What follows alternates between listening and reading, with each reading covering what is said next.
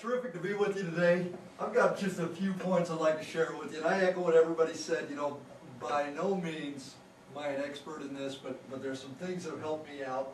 I think Jania said it well when she talked about points of parity and points of differentiation.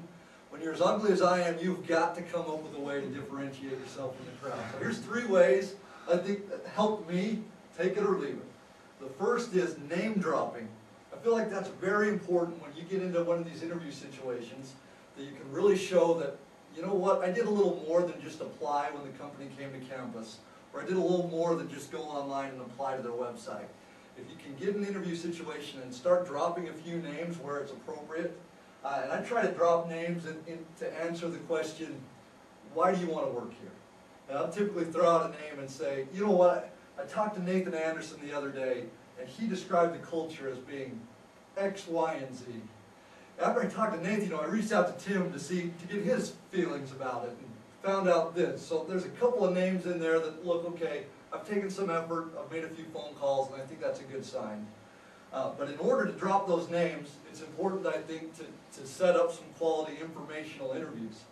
And my take on informational interviews is there's really 2 reasons to do them. One, if you don't know much about the company and you're trying to figure out if you're even interested. And 2, to really start selling yourself early, almost like an interview. So my advice here is when you do informational interviews, start selling yourself during those. So ask a question, and when the person gives their feedback, if you can tie any of your experience into their feedback, I'd do it there. And I wouldn't sell yourself for a minute, but maybe 15 seconds at the end of their answer. For example, you know what, Tim, that's great that you mentioned that it's a very collaborative and team-oriented environment. I feel like I really excel in those situations. I have some consulting experience, worked in a lot of teams at that time, and so on. And that just excites me that you mentioned that. Then move on to your next question. And I think what you're going to find is at the end, they're going to either feel like, you know what, I don't know if he's a great fit, or wow, no, you seem like a great fit. I'm going to go right now and pass you on to the proper channel. So that's just some advice there. The third piece of advice I would have is to use the questions at the end of your interview as an area to really differentiate yourself. I think we all have some common cheesy questions that we probably ask, standard 3 or 4 questions. Tell me about the culture. What's your biggest challenge that you've faced? Those. But maybe dive into the financial statements. As MBA students, I'm sure we can find enough information to really ask a question that maybe other candidates or other schools aren't asking that can really differentiate yourself. So that's all the advice I have. Good luck in your search.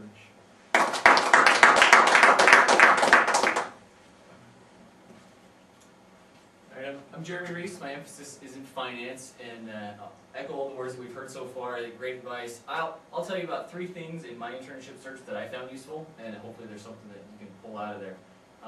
First, I got my offer with General Mills. I got a National Black Conference. And the first thing of advice is have a resume that screams results. I think as we started working on our resumes and orientation, a lot of us found it challenging to find those results. And that was one thing that kind of clicked in my mind, that we're all MBA students, very accomplished, so are the other schools with students. And if you're able to find those results, it really puts you at an advantage against the competition in your job search. So first thing was resume that screams results. Second thing is that elevator pitch that's very solid. Especially being at the conferences, you have to make that good impression. Practicing your elevator pitch several times.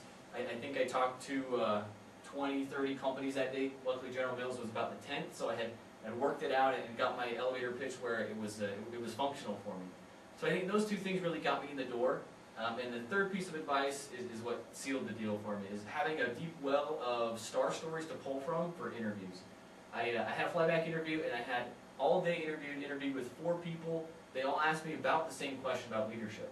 And I had worked on my star stories, pulled a lot of them from the leadership profile assignment, from leadership class, and I had 4 different stories that I could share with the interviewers of my experience in leadership. And I'm sure they got in the room afterwards and talked about those, and having those different stories, I think, put me in an advantage during that interview. And the last thing that I'll share with you is just words of encouragement. I went to the Nishimba, I went to National Black. I've had some things on campus And I counted the other day, I think I've racked up about 35 to 40 no's to my one yes on an internship offer. So you have to put forth the effort, but definitely is possible.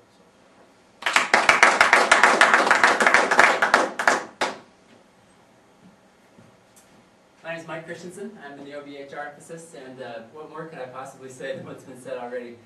Let me just echo a couple of things that have been said, and then I may add just one additional one that hasn't been said.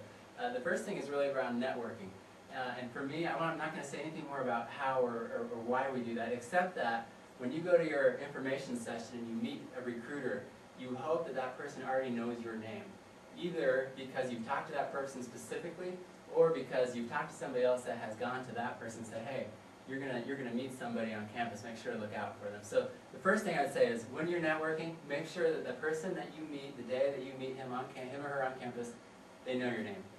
The second piece, I would just echo what Mark said about practicing your star stories. I think I know every star story that Mark Lingenbrink has possibly told in an interview, and I could probably interview as Mark Lingenbrink, because we spent enough time at 7 in the morning going over our star stories.